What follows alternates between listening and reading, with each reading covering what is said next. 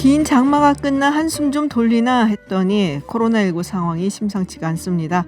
어제 오늘 세 자릿수 확진자가 발생하고 있고 또 서울에서는 하루 코로나 확진자가 100명을 넘기며 당국에서는 재유행이 시작됐다고 경고했는데요.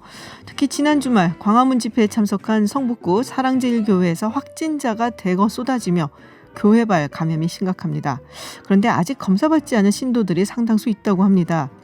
집회와 표현의 자유는 중요하지만 가족과 지역 공동체를 위험에 빠뜨릴 수도 있으니 신속히 검사 받으시기를 당부드리겠습니다. 김지윤의 이브닝쇼 시작합니다.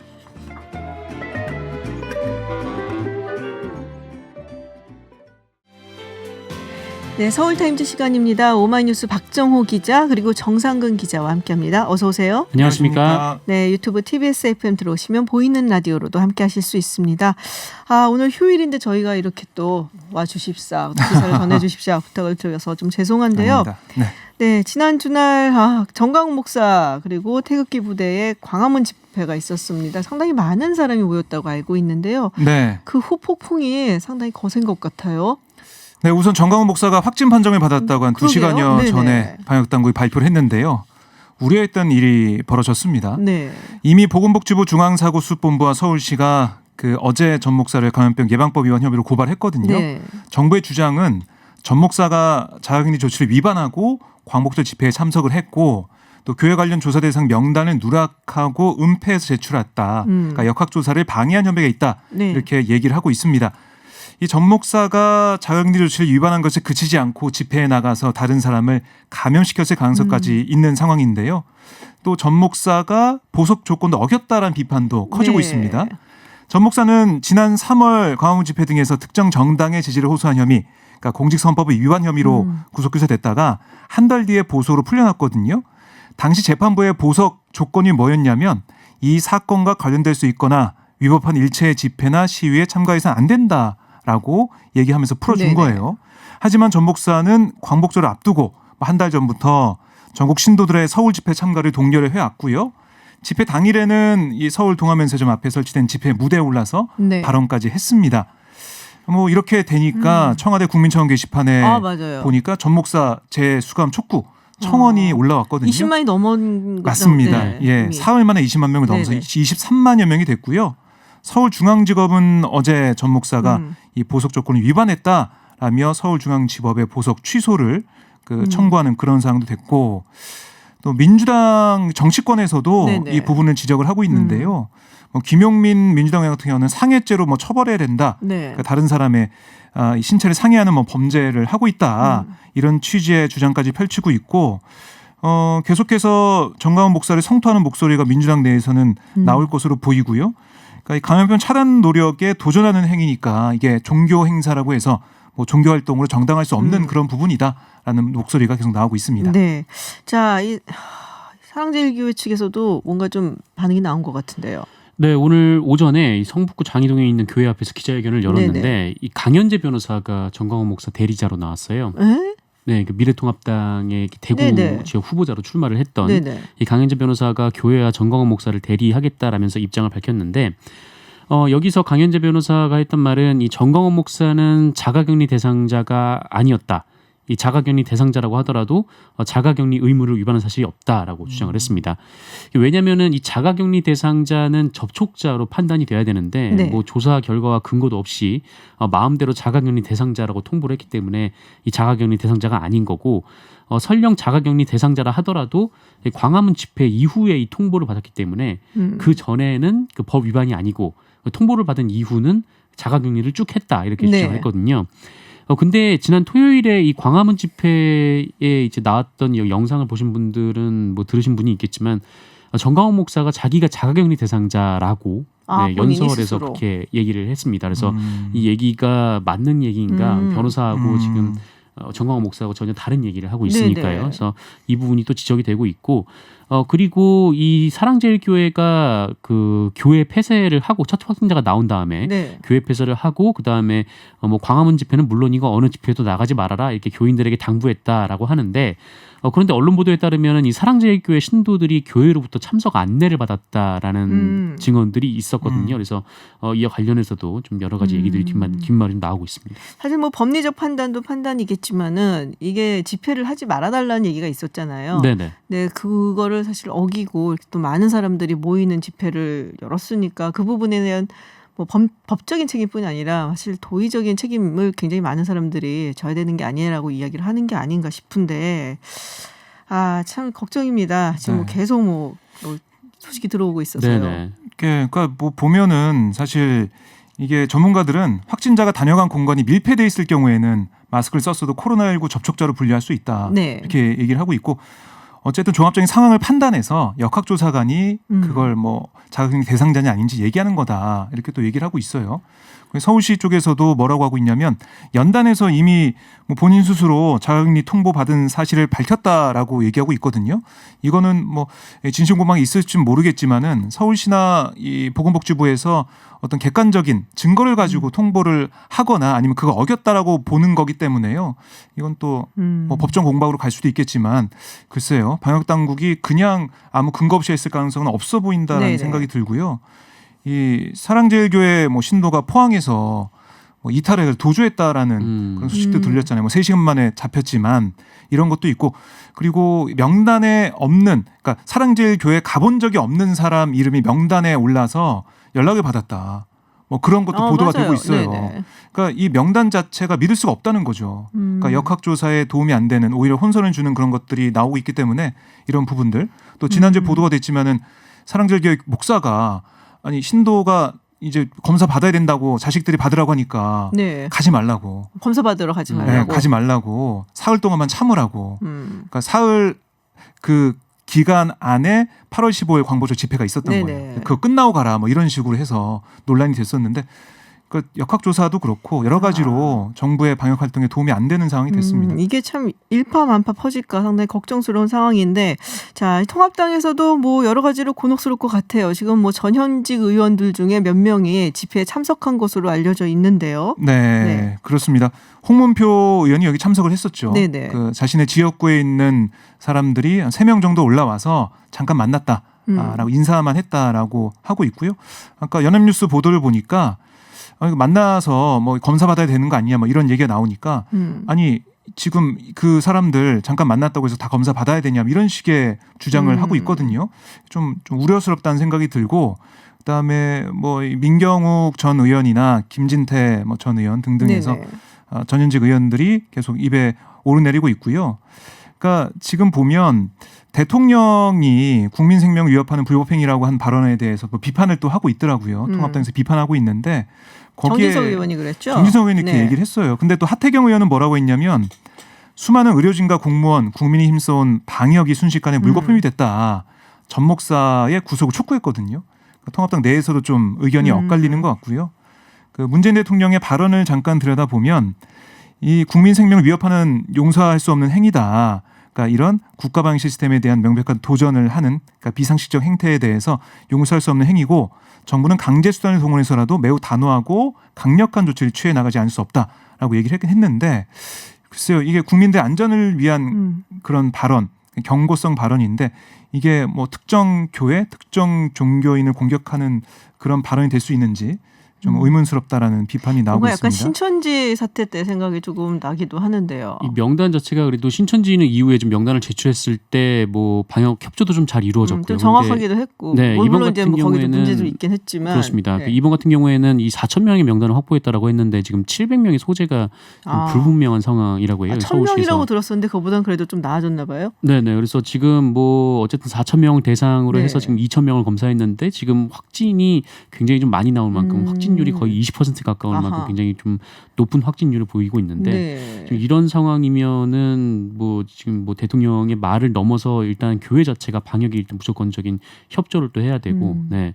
또 그때 뭐 광화문 집회에 참석했던 분들 모두 네네네. 지금 코로나19 검사를 받아야 이거를 그 피해를 좀 최소화할 수 있지 않을까. 네, 좀 그런 생각이 좀 듭니다. 그리고 뭐 수도권뿐이 아니라 보니까는 뭐 지역에서도, 지방에서도 굉장히 예, 많이 많이 올라오셨더라고요. 그래서 네. 네. 근데 이게 뭐 8월 임시국회가 이제 내일부터 열리게 되는데 이 분들이 뭐 매일 국회에 오시는 분은 아니지만 정치적으로 민감하신 분들이 많잖아요. 네. 그래서 어느 순간 뭐 국회 방문한 일도 있었을 것 같고 뭐 그럴 일도 벌어질 수 있지 않습니까? 그쵸. 그래서 국회 방역도 좀 비상에 걸렸다라는 아하. 얘기가 들리고 있고요. 뭐 상임위나 아니면은 뭐 소위 이런 네. 걸 참석할 때 어떻게 이 여러 가지 검사를 할 것인지 아니면 출석 관련된 것 체크할 것인지 또 칸막이를 소위할 때 설치하는 문제 이런 것도 지금 논의가 되고 있다고 해요. 그리고 통합당 입장에서는 홍문표 의원의 이 상황, 집회 네. 참석한 상황이나 이 당 소속인 민경욱, 김진태, 또 유종복 전 인천시장 네네. 등등해서 이 사람들에 대해서 어떤 입장인지 아니 뭐 징계, 지금 민주당에서 징계까지 요구하고 있는데 어떤 입장이고 어떻게 대처할 것인지 대응할 것인지 여기에 대한 입장도 좀 나와야 될 것으로 보입니다. 그렇군요. 자, 모두 다 좀 조심해야 되는 시기가 아닌가 싶습니다. 상당히 걱정스러운데요. 또 수도권은 워낙에 인구 밀도도 높고 네. 많은 사람들이 살고 있기 때문에 더욱더 걱정스럽습니다. 뭐 지금 뭐 청취자분들 중에서도 개고리님께서 원주 사신대요. 네. 근데 원주에도 제일교회 집회 방문자가 있어서 불안하다. 그러니까 말씀드렸던 것처럼 지방에서 많이들 올라오셔서 아까 뭐 포항 얘기도 있었고요. 네네. 원주도 있었고 뭐 대전도 충남에서도 있고. 감염이 됐고 여기저기서 네. 감염되고 있습니다. 맞습니다. 그래서 시국이 시국이니까 서로 좀 조심해야 되지 않겠나. 뭐 신앙이나 집회 참가 자유도 있지만 뭐 이런 시국에서는 조금 더 조심하고 서로 스스로 좀 자제해야 되지 않겠나라는 이야기를 보내주셨습니다. 자, 광복절 기념사 논란이 좀 있었습니다. 8월 15일에 김원웅 네. 광복회장 이 광복절 경축식 기념사를 놓고 굉장히 뭐 논란이 있어요. 통합당에서도 비판을 하고 있고 오히려 이제 사실 문재인 대통령의 축사 같은 경우는 이제 해외에서 특히 일본에서 굉장히 신경을 많이 썼었는데 네네. 오히려 이 김원웅 광복회장의 이 축사라고 얘기했죠. 축사 굉장히 좀 셌단 말이에요. 발언 수준이. 네, 네. 그렇죠. 이 김원웅 회장이 뭐라고 했냐면 그대로 읽겠습니다. 네. 이승만은 반민특위를 폭력적으로 해체시키고 친일파와 결탁했다라면서 이 대한민국은 민족 반역자를 제대로 청산하지 못한 유일한 나라가 됐고 또 청산하지 못한 역사가 지금도 계속되고 있다 이렇게 얘기를 했습니다. 그러면서 이 안익태가 친일 친나치 활동을 했다는 관련 자료를 독일 정부로부터 받았다라면서 이 민족 반역자가 작곡한 노래를 국가로 정한 나라는 전 세계에서 대한민국뿐이다라고 얘기를 했고요. 또 이제 현충원에 들어가 있는 이 친일 인사들의 묘에 네네. 대해서도 얘기를 했습니다. 그러자 이제 김원웅 광복회장에 대해서 통합당이 사퇴를 요구하고 나섰는데 일단 국가 공식 행사에서 이승만 전 대통령을 이승만이라 불렀다는 거 그리고 독립운동을 했던 이승만 전 대통령이 친일파와 결탁했다고 말한 부분을 또 문제를 삼았습니다. 그리고 뭐 대한민국의 애국가를 부정하고 이 현충원의 무덤까지 파내자는 무도한 주장을 하고 있다라는 것이 통합당의 입장입니다. 그렇군요. 근데 이 김원웅 회장의 이력이 또 논란이 되고 있어요. 뭐 공화당 시절에 이제 박정희 전 대통령의 공화당 시절에 당직에 들어가고 또 민정당 시절에 또 요직에 있었고 뭐 많이 좀 돌아다니셨더라고요. 보니까 당뇨를 이래저래. 하다가 네. 3당 합당할 때 꼬마 민주당으로 해서 네네. 나와서 그때부터 정치했다라고 얘기하고 있는데 그다음에 오늘 한나라당에도 갔었잖아요. 한나라당에 국회의원 갔다가 했었고. 열린우리당에 갔다가 뭐 네. 이렇게 돼 있는데 그 자신의 그런 행적 특히 뭐 공화당과 민정당이 있었던 행적에 대해서 그때는 생계를 위해서 당직자로 공화당에 이제 들어가서 사무처에서 일하면서 생계를 위해서 그렇게 살았고 네. 그 이후에 뭐 꼬마 민주당 이후에 정치를 했다고 얘기하면서 뭐 반성하고 사과한다고 얘기를 했어요. 오늘 라디오 인터뷰에서도. 한나라당의 국회의원은 생계를 위해서라고 보기에는 조금 거기에 지위가 대해서는 높아 얘기가 보이는데. 없긴 했는데 네. 어쨌든 뭐 그런 부분에 대해서는 사과를 하면서 네. 광복회장으로서 이 민족 정기를 세우는 일, 친일 청산이 중요하다. 이걸 강조한 거다라고 얘기를 하고 있습니다. 네, 이낙연 의원은 뭐 광복회장으로서 그 정도 말을 할 수 있다라고 얘기를 또 했습니다. 예, 이낙연 의원이 한 라디오 방송에 출연해서요. 뭐 개개 발언 내용에 대해서는 논의의 여지가 있을 수 있지만 아마 뭐 애국가 문제나 네. 파묘 문제 뭐 이런 것들을 얘기한 것 같은데요. 친일 잔재 청산을 충분히 못한 채로 지금까지 왔다는 건 많은 사람이 동의하는 게 아닌가. 광복회장으로서 그런 정도의 문제의식을 말할 수 있다. 라고 얘기를 했습니다. 네. 광복 회장이 좀 더 강하게 말씀했다는 정도로 차분하게 따져보지 않고 호들갑을 떠는 것은 또 웬일인가 라며 해당 발언을 문제 삼은 통합당의 태도를 비판했고요. 지금 보면 사실 광복회 같은 경우는 이 국가보훈처 산하의 공법단체거든요. 네. 독립운동 선열들의 정신을 보존, 계승하는 사업과 민족 정기 선양 사업을 목적으로 하고 있습니다. 그래서 이런 것들을 비춰볼 때 광복 회장으로서 친일 청산을 강조한 것은 뭐 그건 당연히 할 수 있는 말이 아닌가라는 인식이 이낙연 의원을 포함해서 민주당에 있습니다. 네. 자, 문재인 대통령이 여야 대표 회동을 제안을 했는데 통합당에서 거절 의사를 밝혔다고 하고 있고요. 또 통합당 측에서는 공식 요청이 없었다라고 주장을 하고 있습니다. 네, 최재성 정무수석이 뭐 본인이 이제 13일에 김종인 통합당 비상대책위원장을 예방하는 자리에서 이 문재인 대통령의 초청 의사를 밝혔고 그리고 이전에 이제 강기정 정무수석 때도 관련해서 이제 협의 중이었다 이렇게 얘기를 했는데 이 미래통합당은 빈말로 지나가듯이 이렇게 얘기를 해놓고 뭐 공식적인 요청이 없었다. 그런데도 뭐 이게 안 되는 걸 우리 탓이라고 뭐 떠넘긴다, 뭐 무례하다 이렇게 반박을 했습니다. 아, 그래요? 네. 자, 근데 이제 뭐 요새 여론조사에 굉장히 관심들이 많잖아요. 네. 사람들이. 근데 그 대권, 차기 네. 대권 조사에서 이낙연 의원과 이재명 지사가 이렇게 한번 뒤집히는 결과가 나온 게 있어요. 근데 네. 또 김종인 위원장은 뭐 별로 뭐 둘 다 대단치 않다라고 예. 얘기를 했습니다. 무슨 복심인가요? 맞습니다. 한국일보와의 인터뷰를 통해서 얘기를 한 건데요. 네. 그 둘 다 대단하지 않다. 두 사람의 여론조사 지지도가 1, 2위로 나오긴 하지만 같은 조사에서 다음 대선에서 야당 후보가 당선돼야 한다는 답변이 여당 후보가 돼야 한다는 응답보다 더 많이 나왔다. 그러니까 다 합치면은 그렇기 때문에 뭐 걱정하지 않는다. 뭐 이런 취지로 얘기를 그 한 야당에서 거고요. 한 명이 나온다면 얘기죠. 그게 근데 또 그렇죠. 다 통합을 해가지고. 네. 그러니까 야당 후보가 국민들이 야당 후보가 더 좋다고 하면 두 사람 모두 대통령은 어차피 안 되는 거 아닌가.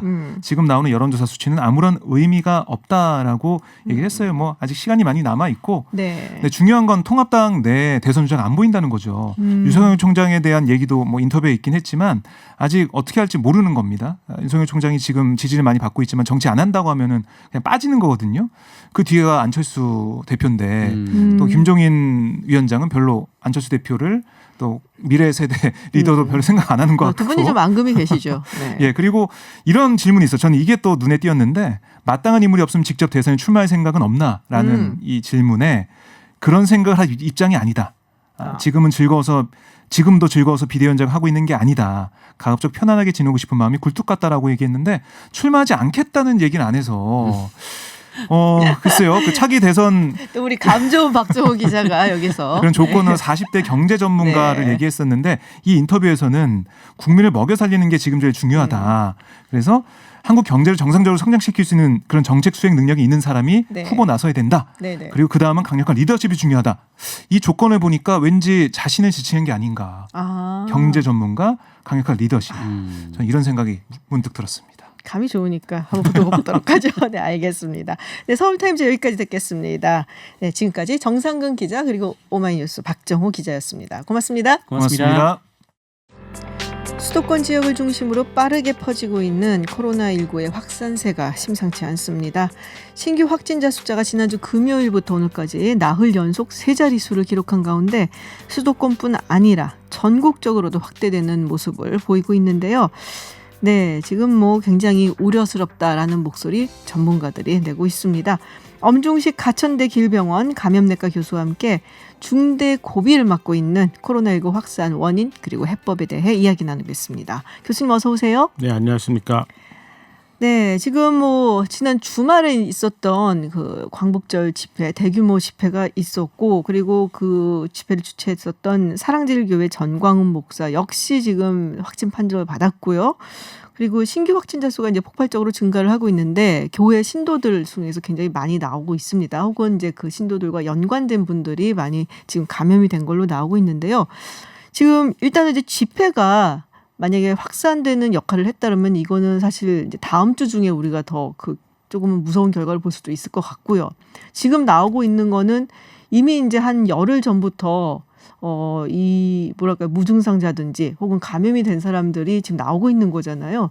이건 어디서부터 이거 잘못된 것을 따져봐야 될까요? 네, 사실 그 5월 6일 날 생활방역으로 넘어가면서 네네. 그 당시에 이제 이태원을 기점으로 한 유행이 있었습니다. 맞아요. 네. 근데 이게 사실은 생각보다 길게 끌었습니다. 여기서 감염된 사람들이 꼬리를 계속 물면서 사실 네. 7월 초까지 감염자들이 나왔고 이제 그러면서 그 유행이 관리가 되고 조절이 되면서 7월 첫 주를 지나면서부터는 두 자릿수 환자 그리고 네. 뭐 어떤 날은 또 한 자릿수 환자까지 지역사회 감염 환자가 줄었었는데 네. 그러면서 이제 전반적으로 그 사회적인 모든 활동들이 증가하기 시작했습니다. 뭐 프로 스포츠 경기에 관중 그렇죠. 관람도 이제 시작이 됐고 네. 그런 여러 가지 그 사회문화적인 활동들이 다 올라가기 시작하고 또 경제적 활동을 또 올리기 그렇죠. 위해서 뭐 정부나 지자체들이 또 여러 가지 또 자극이 되는 그런 것들을 시행을 하면서 네네.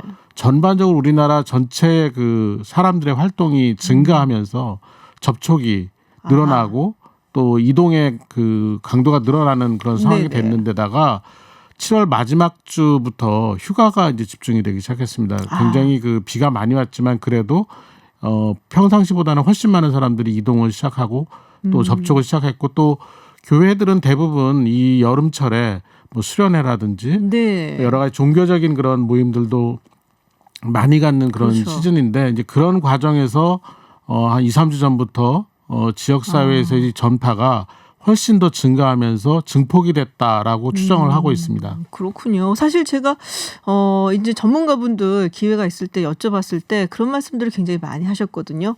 조심해야 된다. 사실은 위험하다. 이런 이야기를 벌써 뭐 한 달 전부터 하셨던 분들이 되게 많으셨어요.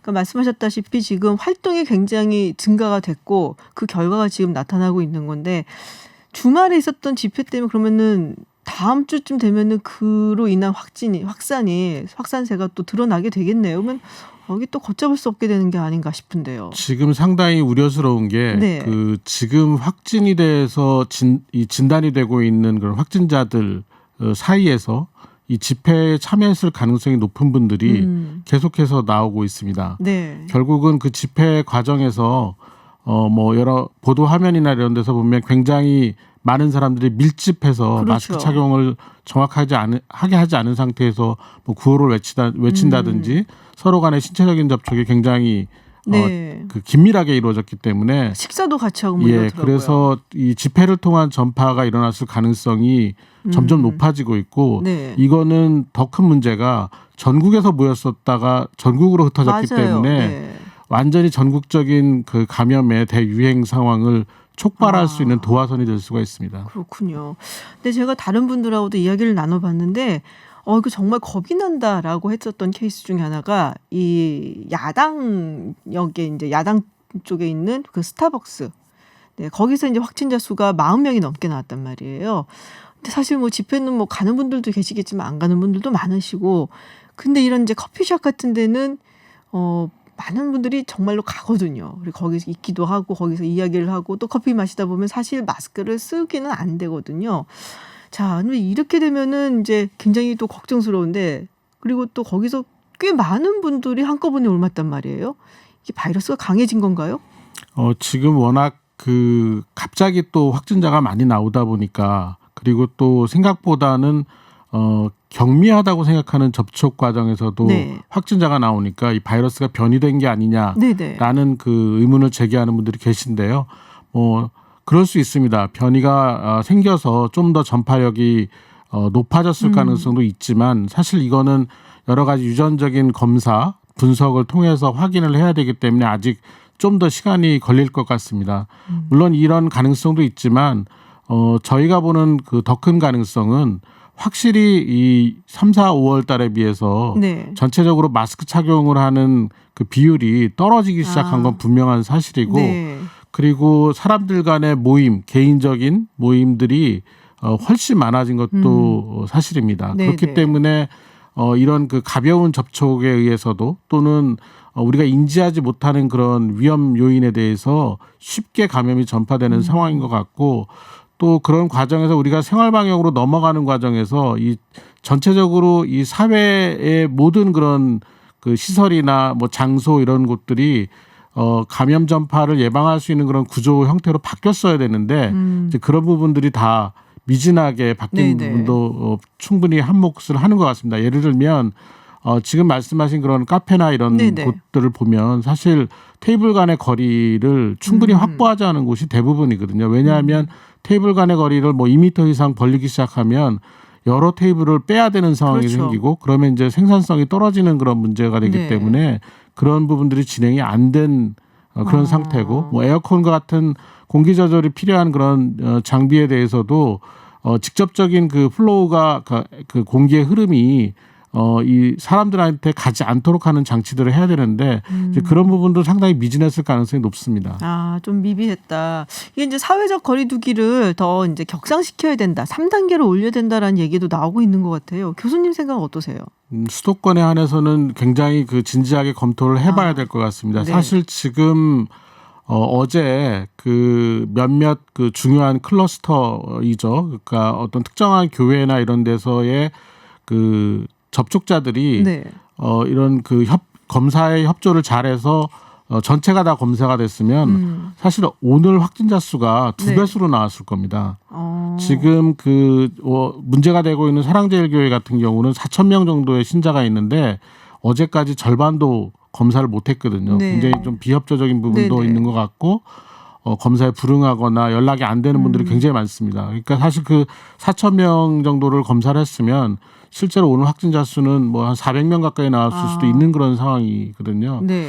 그러니까 결국에는 지금 그런 그 아주 그 확진자 비율이 높은 클러스터가 계속 생겨나고 있고 또 지역사회 전파도 계속해서 일어나는데 사실 요번에 그 확진자가 확 늘어나기 전 단계에 네. 확진자들 중에 감염 전파 경로를 알 수 없는 비율이 16%를 넘어가고 있었습니다. 그러니까 깜깜이. 예, 네. 그러니까 실제로는 우리 지역 사회에 지금 우리가 보고 있는 것보다 훨씬 많은 사람들이 감염되어 있을 가능성이 있고 그분들이 지금 현재도 다른 사람에게 전파를 일으키고 있을 가능성이 상당히 높다고 보고 있습니다. 아까 무증상인 경우는 더 그렇겠네요. 네, 그렇습니다. 실제 우리나라에서 나온 최근의 연구 결과를 보면 무증상자와 유증상자 간에 바이러스 배출량의 차이가 없다라는 논문이 나왔습니다. 그건 무슨 얘기냐면 증상이 없는 사람도 거의 동일하게 네네. 예, 바이러스를 전파시킬 수 있는 상황을 만들 수 있다라는 거기 때문에 실제로 이런 무증상 전파, 깜깜이 전파가 더욱더 어려운 상황이고 이제 이런 것들을 실제적으로 막아내려면 결국은 굉장히 강력한 그런 사회적 거리두기가 필요한 그런 상황이거든요. 그렇군요. 그러니까 그런 상황에서는 결국 거리두기의 단계를 높이는 수밖에 없지 않냐라는 지적이 나오고 있습니다. 근데 이제 우리가 사실은 사회적 거리두기를 하고 방역을 열심히 하다가 조금 풀어진 거잖아요. 다시 돌아가는 게 쉬울까라는 생각도 좀 들기도 예, 하고요. 굉장히 어려울 거라고 생각합니다. 네. 왜냐하면 그 강도 높은 사회적 거리두기를 했을 때 그 느꼈던 어떤 네. 사회적인 손실, 경제적 손실을 그렇죠. 이미 경험을 했기 때문에 또 다시 돌아간다 그러면 저항이 네. 상당히 셀 수도 있고 참여율이 낮을 수도 있습니다. 그렇지만 이 사회적 거리두기 단계를 올렸을 때 이 단계를 올린 것들이 실제 현장에서 적용이 되려면 1주에서 2주 정도의 시간이 필요하고 그 상태에서 2주 정도 끌어가야지만 효과가 나타나기 시작하거든요. 네네. 결국은 3주에서 4주 후에 효과가 나타나는 건데 지금과 같이 전파의 범위가 굉장히 광범위하고 또 전파의 그 속도를 역학조사나 지금 현재의 어떤 거리두기 단계로 쫓아갈 수 없는 상황이라고 판단이 된다면 강력하게 사회적 거리두기 단계를 올리는 것이 이런 그 효과를 오래 기다렸다가 단계를 올리는 것보다는 훨씬 더 유리한 점이 있다고 생각을 합니다. 3단계로 올리면 어떤 부분에서 좀 달라질까요? 이제 그 기억하시는 것처럼 3, 4월 달과 동일한 상황이 되는 겁니다. 그러니까 모든 학교들이 다 온라인으로 네. 진행이 돼야 되고 뭐 스포츠 경기 이런 것들이 아예 진행이 중단돼야 되고 또 10명 이상 모임은 허용되지 않고 뭐 이런 네. 식으로 아주 강력하게 변화해야 되는 거죠. 참 근데 많은 분들께 여쭤봤었는데 수도권 같은 경우는 특히나 워낙에 많이 살잖아요. 이게 이제 우리가 대구 때를 생각하면 그때 정말 그분들이 얼마나 힘드셨을까라는 생각이 들긴데 이게 수도권에서 하게 되면은 순식간에 병상이 동날 것이다라는 얘기도 하더라고요. 굉장히 심각하겠죠? 네. 지금 뭐 대구 경북의 상황보다도 지금 네. 전파가 더 많이 퍼져 있을 가능성이 있다라는 예측을 하고 있는데 실제로 대구와 비교를 해보면 수도권은 인구가 거의 10배에 가까운 상황이고 네. 밀도도 높습니다. 그리고 이동이나 이런 것들도 훨씬 더 많이 일어나는 지역이고 유동하는 유동이고. 인구들이 아주 많은 그런 상황이기 네. 때문에 이게 그 아주 큰 유행으로 갈 가능성이 훨씬 높다고 보고 있죠. 이제 그런 부분들이 이 대유행에 대한 그 우려를 더 키우고 있는 그런 상황이기 때문에 이 수도권에서 이 초기에 어떻게 대응할지를 빨리 결정할 필요가 있고 그런 과정에서 병상 확보도 좀 더 적극적으로 더 많이 해야 될 필요성이 있습니다. 미리 좀 대비를 좀 해야 된다. 네. 어찌 됐든 간에. 네. 이게 언제까지 갈까요, 교수님? 뭐 어. 수십 번을 이 질문을 들으셨겠지만은 네, 코로나19가 장기전이 된다라는 얘기는 이미 초기부터 얘기를 많이 했었고, 근데 잘 잡는 것 같으니까 또 이러다가 이제 없어지겠지라고 생각했던 분들이 많거든요. 네, 그런데 이제 보신 것처럼 코로나19는 약간의 허점도 허용하지 않습니다. 그러게요. 예, 그 작은 틈을 비집고 들어가서 큰 유행을 일으키는 그런 특성이 있는 바이러스이기 때문에 결국에는 백신과 같이 분명하게 그 이 전파고리를 끊을 수 있는 방법이 나오고 그것들이 실제 전체 사회에서 실현이 될 때까지는 그러니까 백신을 현장에서 접종을 하고 우리나라 인구의 60에서 70%가 접종할 때까지는 이런 상황이 계속 반복될 수가 있습니다. 엔데믹이 된다. 네. 결국에는. 근데 백신이 뭐 언제 나올지를 알고 지금 뭐 지금 네. 여러 가지 그 긍정적인 신호가 있지만 실제로 모든 것이 잘 맞아 떨어져서 효과가 있는 백신이 나온다고 하더라도 양산 체계를 갖추고 이거를 현장에서 전 인구의 60에서 70%를 맞추려면 내년 상반기까지는 갈 수밖에 없습니다. 내년 상반기까지는 갈 수밖에 없다. 자, 그러면은 이제 방역 당국도 굉장히 위급하다라고 느끼고 있을 것 같아요. 어떤 선제적인 대응이 필요하고 또 뭐 시민들, 국민들은 또 어떻게 여기에 대응을 해야 될지 예전에 들었는데 한 번 더 좀 저희에게 알려주세요. 네, 거리두기의 단계를 정말로 3단계까지 올려야 될지 방역 당국은 신중하게 결정을 그렇지만 빨리 과감하게 해야 될 필요성이 있겠고 사실 국민들의 힘이 가장 중요합니다. 결국 개개인이 다시 우리가 아주 그 힘든 시기를 지냈던 그 초기 상태에 그 초심으로 돌아가서 지금 떨어져 있는 마스크 착용률을 빨리 올려야 되겠고 네. 그다음 손위생을 좀 더 철저하게 해야 되겠고 굉장히 많은 손실이나 아니면 피해가 있을 것으로 예측이 되지만 꼭 필요한 그런 사회적 활동을 제외하고는 가급적 이런 신체적 거리두기, 사회적 거리두기에 좀 참여를 다시 해주시는 수밖에는 없다라고 생각을 합니다. 네, 지금 뭐 3230번님께서 다음 주 초등 자녀들 개학이라고 하셨네요. 저희는 사실 지금 방학을 해갖고 저희 애들은 집에 있는데 이제 학교마다 다르니까 일주일에 4번 학교를 갈 수 있게 돼서 아이들이 좋아했다고. 근데 정말 속상하다라고 말씀을 주셨고요. 예, 6913번님께서 지금 교수님께서 말씀하신 그 얘기를 하시네요. 또 거리에 서 있는데 주변에 마스크를 안 쓰고 다니는 사람들이 쓰는 사람보다 더 많다고. 이제 더우니까 아마 그렇지 않냐라는 이야기를 하시는데 다들 그래도 마스크를 좀 철저하게 정말 좀 힘들고 괴롭지만 또 여름이라 되게 덥잖아요. 네. 그래도 좀 쓰는 다시 그 생활을 좀 돌아가야 되지 않을까라는 생각이 드네요. 네, 교수님 다시 한번 또 힘들어지게 됐습니다. 교수님도 굉장히 바빠지시고 또 힘들어지실 것 같은데요. 네, 자주 또 저에게 좋은 말씀 전해주시길 바랍니다. 오늘 고맙습니다. 네, 감사합니다. 네, 지금까지 엄중식 가천대 길병원 감염내과 교수와 이야기 나눴습니다. 네, 자투리 뉴스까지 전하는 뉴스 더 있습니다. 시간입니다. 박철민 씨와 함께합니다. 어서 오세요. 안녕하세요. 박철민입니다. 네, 유튜브 TBS FM 들어오시면 보이는 라디오로도 함께 하실 수 있습니다. 첫 소식 알려주시죠. 네, 조금 전에 코로나19와 관련된 네네. 이야기 했는데요.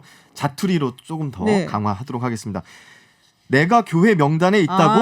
라고 제가 키워드를 뽑아봤는데요. 사랑제일교회 네네. 교인과 방문객 등 4천여 명에 대한 진단 검사가 이루어지고 있는데 이 중에 전혀 관련이 없는 사람들 상당수가 교회가 제공한 명단에 있는 것으로 확인됐습니다. 이 문제 때문에 방역 당국이 신도 파악에 어려움을 겪고 있습니다. 그러면 그 명단이 잘못된 건가요? 아니면 어떻게 그러면 그 교회에서 그 사람들의 정보를 그냥 올린 건가요? 어떻게 된 건가요? 허위 명단이 제공이 된 것으로 허위 명단. 파악이 되고 있고요. 사례별로 몇 가지를 말씀을 네. 드리면은요. 충청북도에 사는 신모 씨 지난 13일에 서울 성북구청이 보낸 문자 한 통을 받았는데요. 네. 충청북도에 사시는 분인데 성북구청에 문자를 받은 거죠. 사랑제일교회 교인 또는 방문자로 확인됐으니 가까운 보건소 선별진료소에서 검사를 받아야 한다라는 네네. 내용이었습니다. 그런데 이분은 서울에 있는 사랑제일교회를 단 한 번도 방문한 적이 없고 네. 가족들도 모두 종교가 없어서 교회를 다닌 적도 없다고 합니다. 네네. 네, 이 사실을 성북구청에 얘기했지만 명단에 있으니 검사를 받으십시오라는 답변을 받았고요. 결국 어제 진단검사를 받았고 오늘 음성 판정을 받았다고 합니다. 이에 교회가 개인정보를 도용한 게 아닌지 의심이 되는 상황입니다. 그렇군요. 사랑제일교회 측에서는 뭐라고 얘기를 하나요? 네, 사랑제일교회는 오늘 오전 기자회견을 열고 허위 명단 제출 의혹에 대해 해명했습니다. 방역당국이 요청한 대로 전체 교인 명단과 8월 7일부터 12일까지 방문자 명단 원본을 제출했는데 명단을 급하게 제출하던 과정에서 15년 전부터 있던 교인들까지 들어가 혼선이 빚어지고 아니 뭐 있다. 아까 충청도 분은 뭐 교회 다니지도 않는다고 하시는데. 네, 그러니까요. 그래서 이 부분에 대해서도 교회가 고의로 교인 명단을 빠뜨리고 허위로 작성했다고 보는 건 어렵다라고 반박을 했고요. 그런데 왜 이런 문제가 발생했는지에 대한 명확한 설명은 없었습니다. 거기에 대해서는 설명이 없었고 예. 사실 뭐 그게 중요한 것 같긴 한데 그렇습니다. 자, 이 전광훈 목사도 확진 판정을 받았다라고 들었습니다. 예, 전광훈 목사 오늘 확진 판정을 받았다고 방역 당국이 발표했습니다. 전 목사는 지난 15일 서울 광화문에서 보수단체 등이 연 집회에 참석했잖아요. 네. 자가격리 지침을 어겼다는 지적도 있습니다. 방역 당국이 전 목사가 지난 15일 오후 2시 서울시로부터 자가격리 명령을 받았고 이를 인지했음에도 같은 날 오후 3시에 광화문 집회에 참석했다라는 건데요. 이에 대해서 사랑제일교회 측은 집회 복귀 후에 자가격리 통지서를 받았다라고 반박했습니다. 뭐 집회 도중에 연설하면서 본인이 네. 통보를 받았음에도 나왔다라는 얘기를 본인 스스로 했다라는 얘기도 있어서요. 그건 뭐 영상 확인하면 금방 나올 것 같은데요. 그때 발언 내용을 보니까요. 발언 당시에 내가 자가격리 대상자라고 하는데 네. 발열도 없고 아무것도 없습니다. 증세가 없는데 제가 자가격리자입니까? 라고 외쳤다고 하더라고요. 무증상자? 그래서 이 부분에 대해서도 또 네. 진위 논란도 한번 밝혀져야 될 것 같습니다. 자, 두 번째 소식 전해주시죠. 네, 여의도 순복음까지 번졌다. 여긴 또 굉장히 성도수가 많잖아요. 그렇습니다. 등록 교인만 56만 명인 어이구. 세계 최대 개신 교회인데요. 교인들과 그 가족을 포함한 확진자가 나와서 비상입니다. 당초 이 교회 확진자 10명이라고 전해졌었는데 네. 여의도 순복음 교회 측이 오늘 10명이 아니라 3명이라고 정정해서 발표했습니다. 경기도 김포시에 거주 중인 1명이 있고요. 수원시 거주 중인 찬양대원 1명, 그리고 서울 사랑제일교회 성도를 남편으로 둔 1명입니다. 총 그렇군요. 3명이고요. 이 세 사람은 9일 이후 예배에 참석한 적이 없다. 이렇게 교회 측은 밝혔습니다. 뭐 확진 경로라든지 뭐 이런 것도 밝혀졌나요? 네, 김포 거주 확진자는요. 네. 최근 제주 여행을 다녀온 후에 발열 증상이 있어서 검사를 받고 확진 판정을 받은 것으로 네네. 밝혀졌고요. 찬양대원인 수원 사는 이 다른 1명. 지난 9일 예배 후에 외식을 했고 감기 증상을 보여서 검사를 받은 결과 코로나 양성 반응을 받은 것으로 찬양대원이라면 성가대를 이야기를 하는 맞습니다. 거겠죠? 성가대원입니다. 네. 나머지 한 사람은 남편이 사랑제일교회 교인이고 지난 15일 확진 판정을 받았고 지난 14일 교회에 1시간 정도 머물렀다고 그 합니다. 남편분은 사랑제일교회를 나가시고 이분은 순복음교회를 나가신 거예요? 예. 그렇군요. 자, 이제 그 얘기도 있더라고요. 울릉도를 다녀오신 분이 계시다고. 네, 사랑제일교회 신도인데 네. 여중생입니다. 서울에 사는 여중생 신도가 지난 9일 사랑제일교회에서 예배를 본 후에 다음 네. 날인 10일 부모와 함께 울릉도 친인척 집을 방문했는데 14일 오후 3시까지 4박 5일간 울릉도 관광을 한 거죠. 멀리도 갔다. 네. 울릉도를 하니. 그러니까요.